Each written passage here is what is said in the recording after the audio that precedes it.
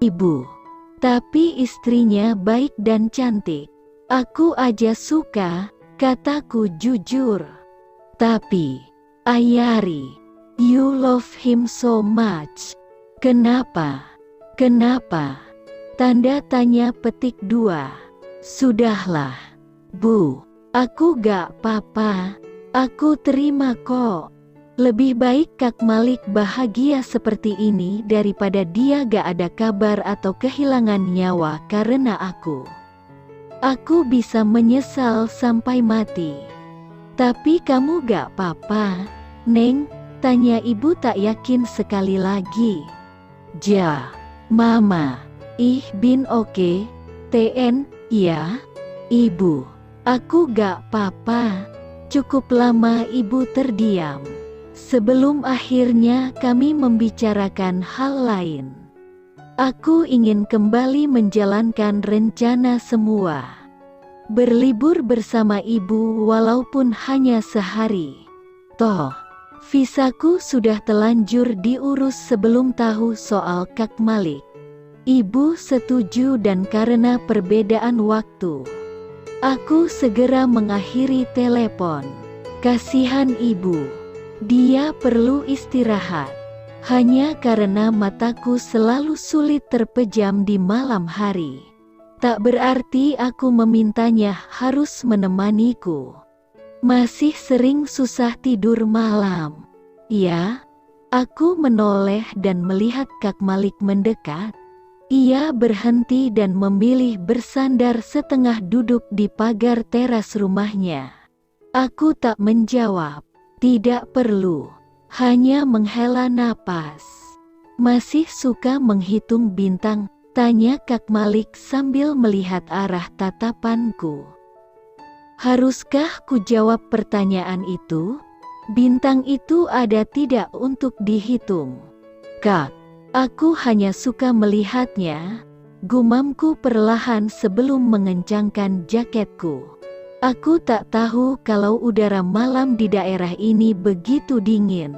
Andai tahu, aku akan membawa jaket yang lebih tebal dari yang kukenakan. Jaket kain ini hanya sekedar menutup tubuhku karena baju tidur yang kupakai terbuat dari bahan katun tipis.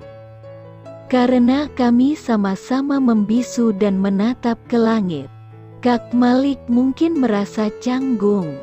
Ia masuk lagi. Sekali lagi aku menghela napas. Lega karena akhirnya dibiarkan sendirian. Ini yang kubutuhkan saat ini. Aku merebahkan kepalaku di sandaran kursi. Menghilangkan sakit di kepalaku yang terasa sejak sore tadi. Kuangkat kaki dan memeluk kedua kakiku. Dingin tapi aku enggan masuk. Berada di teras ini menenangkanku. Udara malam meski dingin, tapi menyegarkan. Terdengar suara pintu terbuka lagi. Aku menoleh lagi. Kak Malik ternyata kembali lagi. Kali ini ia membawa selimut dan sebuah mug dengan asap tipis mengepul. Ini susu coklat, kesukaanmu, kata Kak Malik sambil menyodorkan padaku. Selesai memberikan susu coklat panas itu padaku, ia menyelimuti tubuhku dengan selimut yang ia bawa. Aku tersenyum simpul. Makasih, Kak, bisikku sambil mencecap sedikit susu coklat itu. Sebelum meletakkannya ke atas meja kecil di samping kursi panjang itu. Tak seperti tadi, Kak Malik duduk di sebelahku. Mungkin dia kedinginan karena ia sedikit gemetar. Jadi aku menarik sebagian selimut untuk menyelimutinya juga. Kak Malik hanya tersenyum, tapi membiarkanku melakukannya. Kami saling membisu lagi. Aku masih menatap ke langit, mengintip dari sela-sela atap. Saat aku mengira Kak Malik sedang menatap ke arah yang sama. Tatapan kami justru bertemu ketika aku menoleh padanya. "Kamu benar baik-baik saja selama ini?" tanya Kak Malik dengan mata muram. Aku tak menjawab, hanya menunduk sebelum mengangguk. Terus ini, Kak Malik menarik tanganku yang tadinya kututupi selimut. Tangan Kak Malik menggulung lengan jaket hingga memperlihatkan sebagian besar tanganku. Alis matanya menyatu saat melihat dengan jelas. "Ini kenapa?" lanjutnya bertanya sambil menatap garis-garis tanda bekas luka yang sangat kelihatan menyebar di sana-sini. Buru-buru aku menarik tanganku lagi, tapi Kak Malik menahannya. "Dan ini kamu apakan sampai berdarah begini?" tanya Kak Malik, mengusap 3 garis luka yang masih tampak baru di telapak tangan kiriku. Hasil pekerjaan kuku-kukuku tadi pagi dan sepanjang hari ini.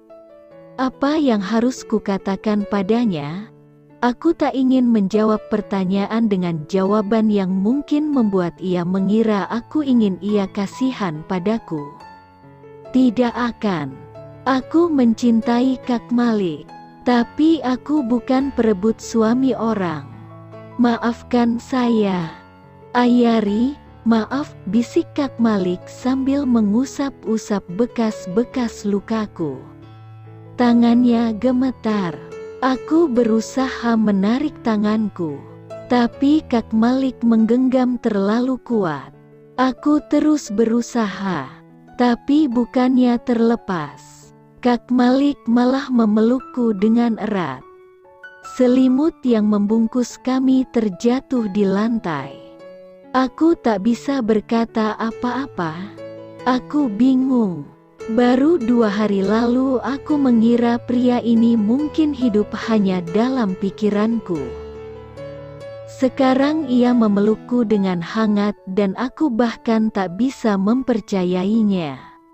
Kak, kudorong tubuh Kak Malik sekuat tenaga dan ia menurut, melepaskan aku. Tapi posisinya masih terlalu dekat. Aku bisa melihat wajahnya dengan sangat jelas. Beberapa tahun ini, mungkin karena terlalu sering menangis, mataku mengalami penurunan daya lihat. Aku sekarang memakai lensa kontak. Hanya saja di malam hari, aku jarang menggunakannya, termasuk saat ini. Tapi wajah Kak Malik sangat dekat. Sangat jelas terlihat olehku. Wajah yang lebih tirus dari sebelumnya. Lebih pucat dan sepertinya terlihat lelah. Kusentuh perlahan pipinya tak sadar. "Kakak kurus banget." Kak Malik tersenyum. Ujung telunjuknya menyentuh hidungku. "Kamu sendiri gak pernah berkaca? Atlet kok badannya tulang semua?" Angin dingin menerpa tubuhku membuat aku memejamkan mata dan menahan gemetar agak tak terlihat oleh Kak Malik. Tetap saja, Kak Malik menunduk, mengambil selimut dan kembali menyelimutiku. Sedekat ini, aku pun memuaskan hati menatapnya. Hawa hangat dari napas Kak Malik bahkan terasa di pipiku yang hampir membeku karena udara menusuk ini. Usai menyelimutiku, Kak Malik tak menjauh. Tangannya yang tak lagi sibuk itu pindah. Jemarinya perlahan menyentuh bibirku. Aku menahan napas, hendak menoleh ke arah lain. Ketika tangan Kak Malik menahan, sebelum sempat menghindar, bibir Kak Malik sudah menyapu bibirku. Sejenak aku teringat malam itu. Ketika aku bersandar di bawah pohon dan terbaring lemah setengah tak sadar. Ia juga melakukannya. Kali ini aku sangat sadar. bisa merasakan sepenuhnya kerinduan yang terpendam di balik sentuhan hangat ini. Dulu, sentuhannya hanya di bibirku, terburu-buru dan hanya sekilas. Sekarang, aku nyaris tenggelam dalam pelukan Kak Malik, yang seperti tak ingin mengakhirinya. Kami terlalu merindukan, hingga aku ingin memeluk Kak Malik selamanya. Napas kami terengah menjadi satu, ingin melepas tuntas penantian panjang. Tapi, sebuah kesadaran muncul di kepalaku. Kak Malik sudah menikah. Ia bukan lagi pria yang sama seperti 5 tahun lalu. Ia hanya pria biasa, milik perempuan lain. Aku kehilangan kasih sayang ibu selama bertahun-tahun. Hidup sendirian untuk waktu yang lama. Berada dalam lingkaran cinta segitiga orang tuaku. Semua karena papa memiliki 2 cinta. Tidak bisa, aku tak mau ada anak lain sepertiku. Tidak akan. Sudah cukup sekali aku menyakiti Kak Malik dan membuatnya menderita. Jangan ada lagi korban karena aku. Susah payah. Di antara keengganan dan akal sehat yang kembali, aku mendorong tubuh Kak Malik sekuat tenaga. Begitu lepas. Cepat-cepat aku berdiri. Kami sama-sama terengah-engah. Saling menatap dan wajah Kak Malik tampak bingung. Bibirku masih bergetar menahan sakit karena tekanan kuat akibat rindu yang tak tertahankan. Tubuhku seakan menjerit terlepas dari kenikmatan. Tapi, ini harus kulakukan. Aku berbalik dan berlari masuk, menaiki tangga dengan kecepatan tinggi. Sebelum menghempaskan diri di atas tempat tidur, menutup seluruh tubuhku dengan selimut lalu menindih wajahku dengan bantal. Menangis sepuas hati. Sungguh, kesedihan ini sangat menyakitkan.